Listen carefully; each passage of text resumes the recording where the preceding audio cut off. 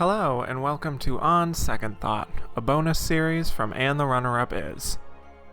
On May 23rd, 2018, I released the episode of And the Runner-Up Is on the 2007 Best Picture race, where Zach Laws and I discussed There Will Be Blood as the runner-up that lost Best Picture to No Country for Old Men. But on second thought, what if the runner-up was really Juno? If I was a flower growing wild and free, all I'd want is you to be my sweet honeybee. And if I was a tree growing tall and green, all I'd want is you to shade me and be my leaves.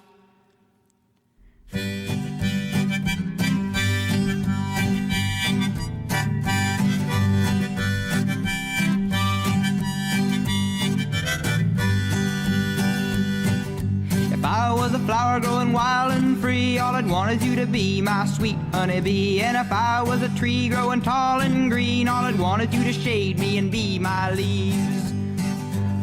All I want is you, will you be my... Hello, and welcome back to On Second Thought, a bonus series from And the Runner-Up Is, where I talk about another Best Picture nominee that I did not cover on the regular show. This week we are at 2007, and you may recall that we talked about There Will Be Blood as the possible runner-up to No Country for Old Men on the regular show. But today we are considering whether the cute little quirky comedy Juno might have in fact been the runner-up. So, to join me, I have two wonderful guests. First off, you heard this person not too long ago talking with me about How the West Was Won and the films of 1963. Please welcome back from Next Best Picture, Casey Lee Clark. Hello. So my other guest is someone you heard a little bit longer ago talking with me about LA Confidential and the films of 1997 from the Record Journal, a local newspaper here in Connecticut, Ashley Cuss. Hi. So, are we excited to talk about Juno today? Yes, very excited. Indeed. Yes. So, let's get into a summary of Juno. It is a coming-of-age comedy drama about a 16-year-old free thinker named Juno McGuff who gets pregnant by a friend, Polly Bleecker, and it's kind of about her process of figuring out what to do about her situation. And at first she thinks about abortion, but soon decides to give the baby up for adoption instead. And so she sees a couple who's looking to adopt in the newspaper classifieds and ends up meeting them, Vanessa and Mark, who are kind of an upper middle class couple. And we see how complications arise, as it's not clear if Mark really wants to have a child as much as his wife, who is very ready and very desperate to have one. And meanwhile, we also meet some other people in Juno's life, like her father, her stepmother, and best friend, who all are doing their best to support Juno through a difficult process. So the film was directed by Jason Reitman and written by Diablo Cody. It stars Ellen Page as Juno, Michael Cera as Polly Bleecker, Jason Bateman and Jennifer Garner as Mark and Vanessa, Olivia Thirlby as Juno's best friend, Leah, and Allison Janney and J.K. Simmons as her parents. So Juno made $143 million at the U.S. box office, which I totally forgot about how much money this made, and was nominated for 4 Academy Awards, winning 1, but that one was not, in fact, Best Picture. So let's talk about this film. This is a film, for me, that was quite different to watch in 2019 than it was in 2007, and I do wonder if the two of you agree with that. So let's start with Ashley. So what did you think of Juno now that we're 12 years removed from when it came out? Well, I liked it. I didn't like it when it first came out. There we go. Yeah, no, I watched it with my friends when it first came out, like on DVD. I didn't see it in theaters, saw it on DVD, and I don't know, I just didn't like it. It was too quirky for me. I wasn't really into that. I couldn't relate to Juno at all. Not just the teenage pregnancy part, but just her overall character. But I watched it again yesterday, actually, and I actually really enjoyed it. It's such a cute little film. But also, I don't know, it's kind of like you really can't tell what time period it's set in. what year it's set in, really. And there's no cell phones, so that was interesting. Yes, indeed. So what do you think, Casey? Yeah, so I feel like I'm a few years younger than you guys, but I was like 11 or 12 when this came out. Mm. And it was kind of controversial in that a lot of people's, at least where I was from, of like a lot of people's parents just saw it as the teen pregnancy movie and was like, nobody I knew was allowed to see it. Like it was like a thing. And my mom, being more of like a film person and like following the Oscars, was like, once it was out on DVD, she's like, yeah, you can watch this. Like, this is fine.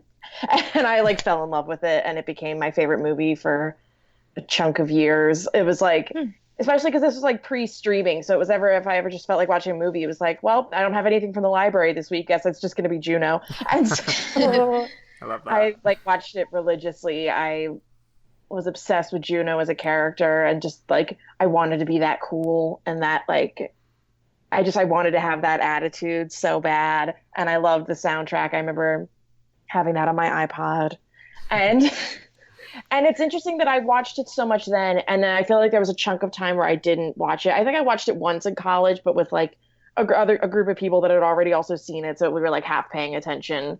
And so this time was my first time kind of rewatching it, specifically when I'm now older than the character, and I think that was a really interesting like juxtaposition. And I've noticed that recently with like teen movies, where I'm, especially because I finished college last year, of like actually feeling older than high school students in movies, and like recognizing like, oh, you're thinking this way and overreacting this way because you're young, you don't know any better. Right. And it's like, that's so true. Think that way.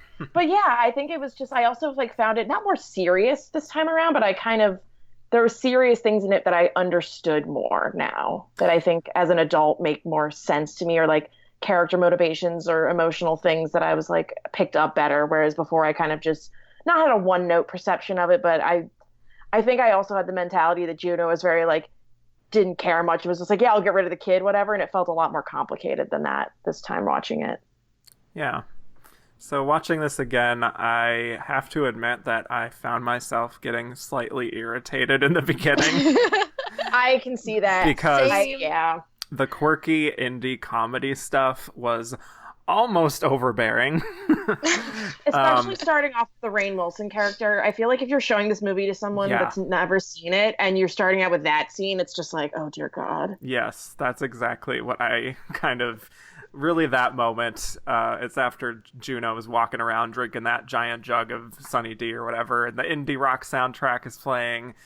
And like you're saying, it really just crystallizes, really, in that one line that Rainn Wilson says at the convenience store, where he's just like, that ain't no Etch-a-Sketch, this is one doodle that can't be undid, home skillet. The trailer moment. Yeah. Know?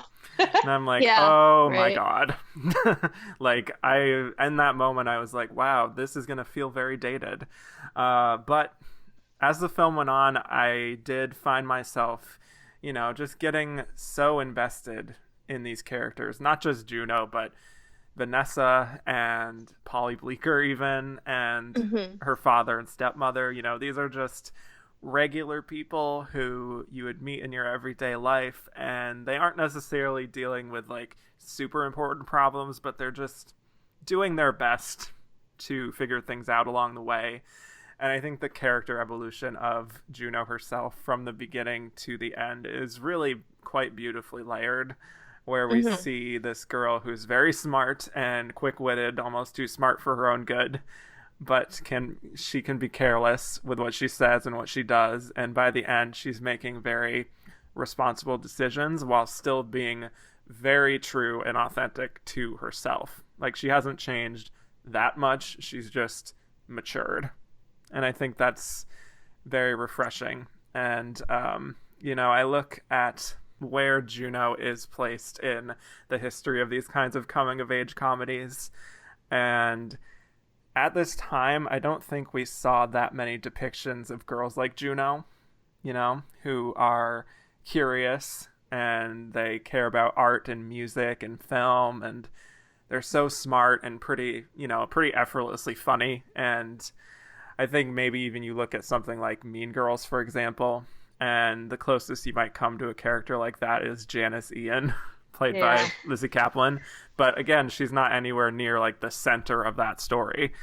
And even some of the ones that do center some of those offbeat characters, like Daria, I guess, or even something like Heather's, they're so focused, I think, on the high school experience and popularity stuff, and a lot of stuff that Juno is not really that interested in. And I think there's something kind of refreshing about seeing this story about a girl who is just living her life and isn't really concerned with petty drama, but is still very much going through the process of growing up. Yeah, I think that's what I gravitated towards when I was younger, of like seeing somebody that felt more like me, because I was definitely that kind of like snarky kind of personality, and I liked weird music and movies that people my age didn't get, and I was like oh, I see, like I understood. It felt like a teen character that I kind of could understand at that time. Yeah, absolutely. And Ellen Page, I think, is so perfectly cast in this. She is, and I also feel bad that I feel like she peaked with this. Not like, I feel like after this, people didn't know what to do with her, because it was either going to be like a Juno repeat or like just trying to fit her into boxes that she doesn't fit in. I feel bad for that, because she's like, I think, so great here, and I'm glad that she's getting a lot of like great activism work and stuff. But I'm just like, oh. Like, we haven't seen her give a performance this good since then, unfortunately, and I don't think that's her fault.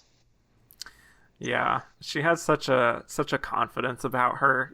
She's just so like effortlessly cool that even if the character of Juno can be a little insufferable at times, you kind of still want to be her friend at the same time.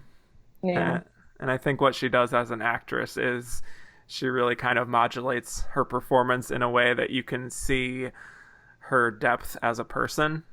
Like the moment she's telling her father and her stepmother about her pregnancy, and then her father is just like, I thought you were the kind of girl who knew when to say when, and she just says, I don't know what kind of girl I am. Yeah, and there's this like long pause she has before that, where she's kind of just like, she gets a lot of more like dramatic moments that I don't think I picked up on when I was younger, that I noticed a lot more this time. Right. So even though I can definitely cringe at times with some of the humor, I do think it serves such a strong purpose in kind of defining the character of Juno, and I think that's a credit to Diablo Cody's talent as a screenwriter. Because you might expect a story like this of a teenage girl getting pregnant to be filled with melodrama and tears and angry confrontations and just a lot of heaviness. But this feels, I think, a lot more true to life. So I think that's another refreshing aspect of this. Mm-hmm. So this supporting cast, this cast is great. Yeah. Yeah. Pretty phenomenal from top to bottom. We have Michael Cera, who I love him, and I think that this probably shaped the type of boys that I would like. These skinny, awkward boys. I'm just like, oh, I got it. I understand this. Yeah. I cannot think of anyone better for that specific role. Oh my God. Because... Is this the same year as Superbad, or is it like the year before? I forget. I think it was the year, was it 2006? It's like it's definitely like within the year or two. Yeah. And it's, close enough. Yeah. Then we have Jason Bateman, also from Arrested Development. Yep. As a guy who seems kind of cool in the beginning and friendly, but is definitely harboring a real ugly streak to him, wouldn't you say? Oh, yeah. And that's something I think really came true with, like, watching this now, of like, oh, I understand this guy immediately. And, like, I think he performed, like, I find those scenes with him the most interesting, and, like, what I can, like, read into them, because it's just, yeah. Oh, yeah. Yeah. And then we have Allison Janney and J.K. Simmons, who I think are just perfection. They're perfect in this. Yeah. Mm-hmm. As just these like salt of the earth people who you would meet in a Minnesota town, that are very direct and matter of fact, but also just really loving and supportive in a way that doesn't really feel too schmaltzy or anything. Yeah. I love the one moment that J.K. Simmons has where he gives Juno a life talk and is just saying, I think this is a really beautiful quote, so I wrote it down. He said, "Look, in my opinion, the best thing you can do is find a person who loves you for exactly what you are. Good mood, bad mood, ugly, pretty, handsome, what have you. The right person is still going to think the sun shines out your ass. That's the kind of person that's worth sticking with." Isn't that beautiful? I mean, It's lovely. I think it's also, I like that scene because it doesn't feel too preachy, and that could also be because it's coming from him, and I think he just speaks in like a nice, like down to earth way, but it feels kind of just like, yeah, this is nice. yes, it's comforting. But of all the actors in this film, other than Ellen Page, I would say, I don't know if you guys agree, but my MVP of the supporting cast would definitely be Jennifer Garner. Oh yeah. She's great. Yeah. Another one that I think I didn't fully appreciate until older. I think because I read her as very one note in the beginning, and I think now I'm like, I understand that character a lot more. And I think being an adult, and especially that confrontation scene near the end when she's like, "If I'm waiting for you to be Kurt Cobain, I'm never going to be a mother." Like I'm like, oh yeah. Yeah, I think she manages to convey a real sense of desperation. Not in a way that's like pathetic or pitiful to watch or anything, but just of someone who's really been through it.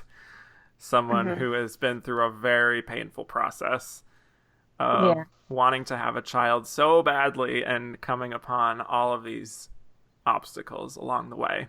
So I actually want to know for both of you why you think Jennifer Garner didn't get more attention for this.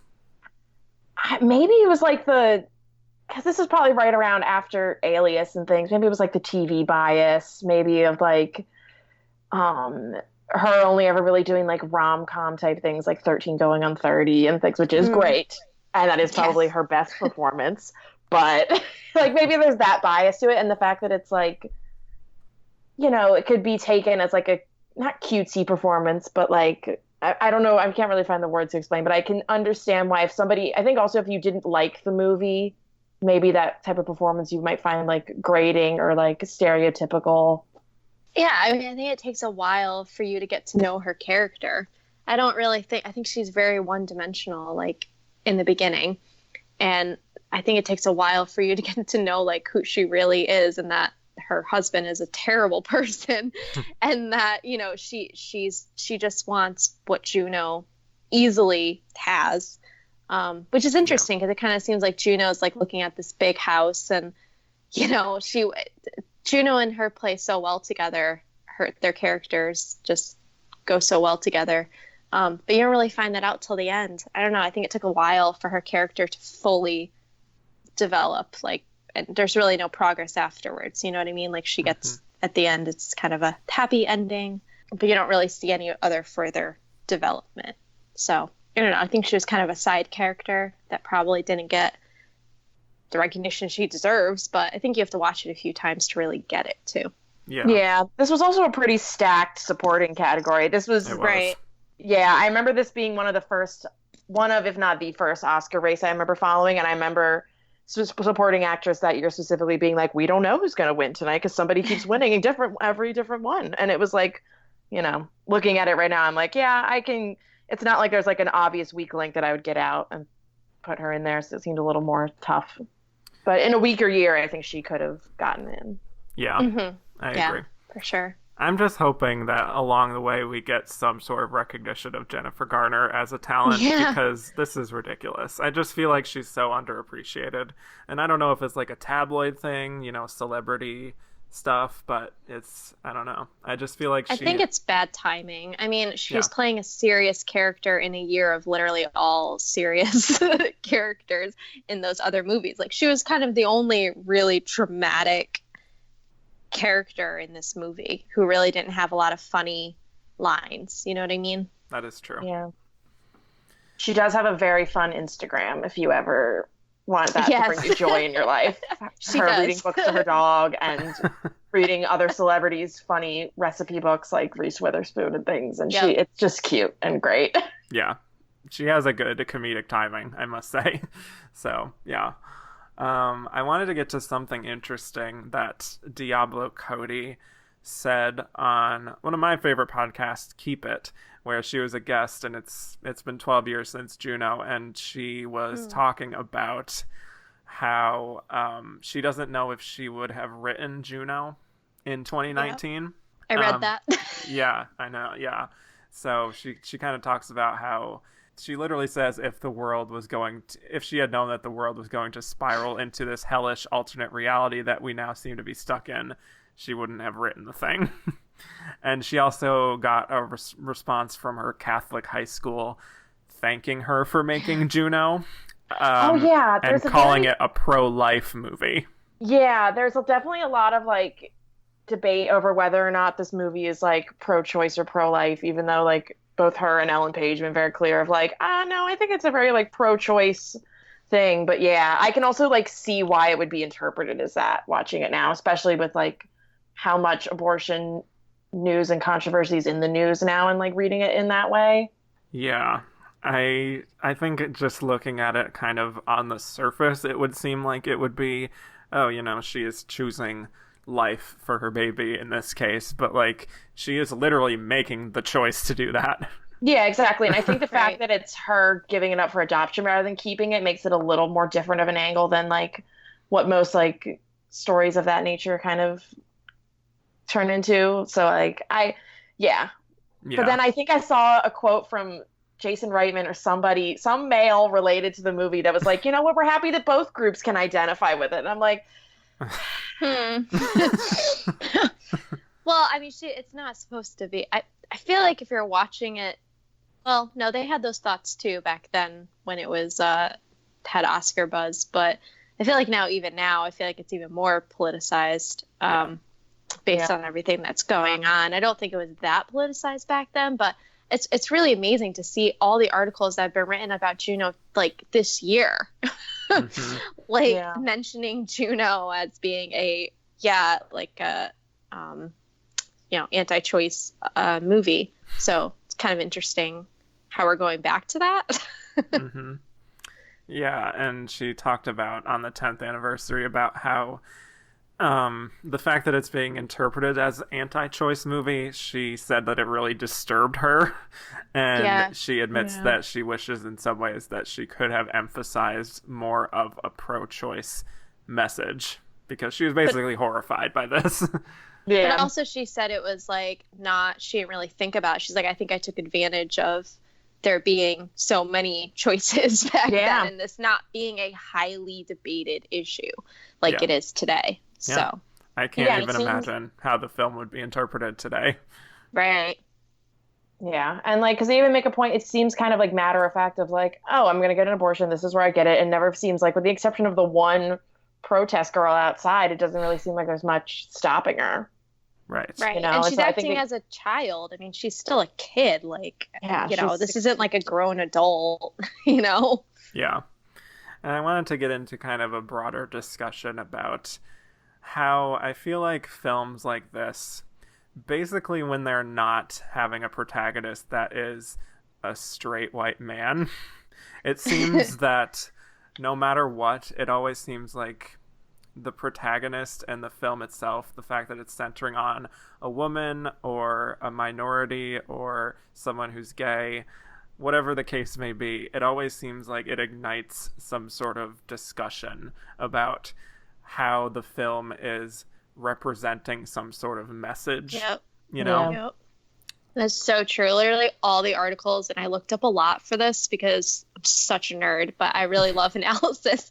So I was looking up all these articles. And as I said, I found so many from this year, and it was so shocking to me because I'm like, really? Like, that's so crazy. But all the ones from, all the other Oscar movies, they're talking about cinematography and actors. And this, literally, when you type in Juno in Google, you get so many teen pregnancy articles that are related to Juno and talking about, did it represent pregnancy correctly? Did it represent teenage girls correctly? Did it represent teen pregnancy correctly? And it's just amazing that all of these articles were so long going into this and barely talked about the other aspects of the movie, like the storytelling, the visual aspects, the acting. Yeah, it's just kind of frustrating to me when I feel like this is just the way Diablo Cody set out to write this film. Is she just wanted to write a distinct character with a distinct personality. I don't think she wanted to represent any sort of kind of grander theme or try to convert people necessarily. Like, she was just making a complicated protagonist, and what has happened is basically Juno herself is like being asked to be this representative of an entire group of people. Thank you for listening to this preview of On Second Thought, a bonus series from And the Runner-Up Is. If you liked what you heard and want to hear more, please go to patreon.com/andtherunnerupis and become a patron. Only $3 a month will get you access to bonus episodes, a Slack channel, and early access to regular episodes. Thank you so much for your consideration.